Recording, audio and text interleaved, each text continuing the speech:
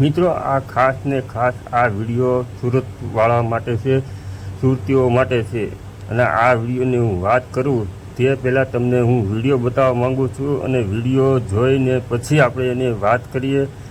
તો તમે જે વિડીયો જોઈ રહ્યા છો તે સુરતનો છે, અને સુરત અત્યારે મોટા વરાછા જે વિસ્તાર છે ત્યાં હું ગયો હતો. મોટા વરાછા અને પાર્ટ ટાઈમ હું ઝોમેટોની અંદર કામ કરું છું. અને આ જોઈ શકો છો જે વિડીયોની અંદર તમે બતાવી રહ્યા છો તે મોટા વરાછાની અંદર હું જે ડિલિવરી કરવા માટે એક ગ્રીન વિલા કરીને એક રેસ્ટોરન્ટ છે ત્યાં હું ગયો હતો.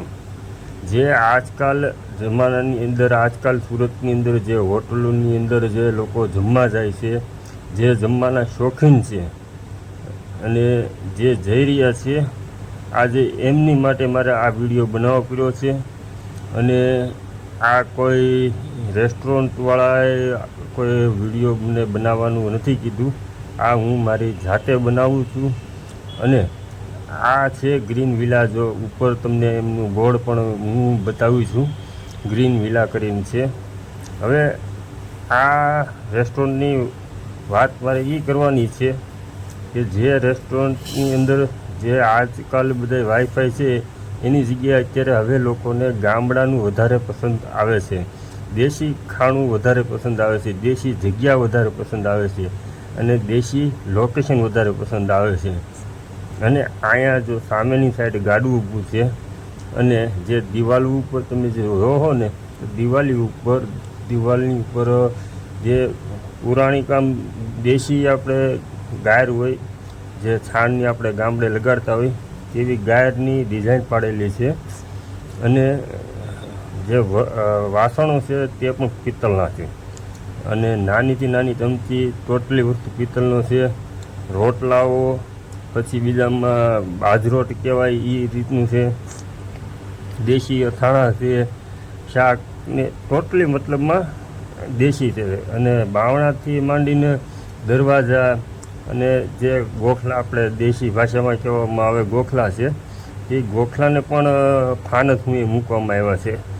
કે ત્યાં હું ગયો ને તે ચારે બાજુને મેં અત્યારે શૂટિંગ ઉતાર્યું છે તમને ખાસ બતાવવા માટે કે જે આ રેસ્ટોરન્ટ માલિકે આ રેસ્ટોરન્ટ બનાવી એકદમ પરફેક્ટ ગામડા ટાઈપ બનાવી છે. અને તમને આ લોકો ઘણા જમતા હોય એમને એમ જ લાગે કે આપણે ગામડાની અંદર ખુલ્લી જગ્યાની અંદર આપણે જમી રહ્યા છીએ તેવું એક વાતાવરણ એ ઊભું કર્યું છે. અને બહારની સાઈડ પણ એક કૂઈ છે, જે આપણે કૂઈ કહેવામાં આવે છે ગામડામાં, તે પણ એક મૂકવામાં આવી છે.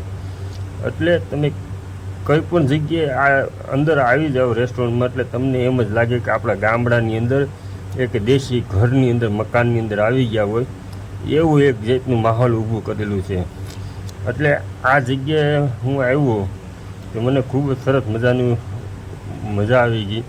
તે માટે મેં લોકોની માટે આ વિડીયો દર્શાવ્યું, જે લોકોને ગામડાની અંદર આવો માહોલમાં જેને વધારે પસંદ આવતું હોય જમવામાં, તો આ ગ્રીન વિલા રેસ્ટોરન્ટ છે. જોકે હું અહીંયા આવ્યો હતો એક પાર્ટ ટાઈમ ડિલિવરીનું કામ કરવા આવ્યો હતો, તમે જોયું.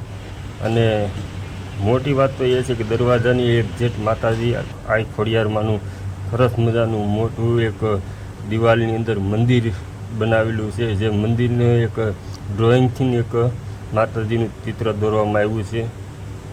એટલે સરસ મજાનું ફાનસને પછી દીવા છે, અને ડિઝાઇનનું જે કામકાજ છે જે દિવાલોની અંદર હોય તે દિવાલોની અંદર જે ચિત્રકલા કરેલી છે. અને હજી એ લોકોનું કામકાજ તો ચાલુ જ છે. અને કોઈ બહારની સાઈડ પણ એટલી બધી જગ્યાઓ છે, અને લોકોને અત્યારે ગામડાની અંદર જૂના ગાર્ડન આ તે ફોટોશૂટ કરવાની બહુ લોકોને મજા આવતી હોય છે. જે નાના બાળકોને પણ બહુ મજા આવે દેશી ઘરના ફોટા પાડવાની, તો પણ અહીંયા મૂકેલું છે. એટલે ગ્રીન વિલાની અંદર મુલાકાત લેજો, તમને ગામડા જેવી ફીલ આવે એવું છે. ટોટલી વસ્તુ ધ્યાનથી રાખેલી. એટલે લાઇક, શેર અને સબસ્ક્રાઈબ કરવાનું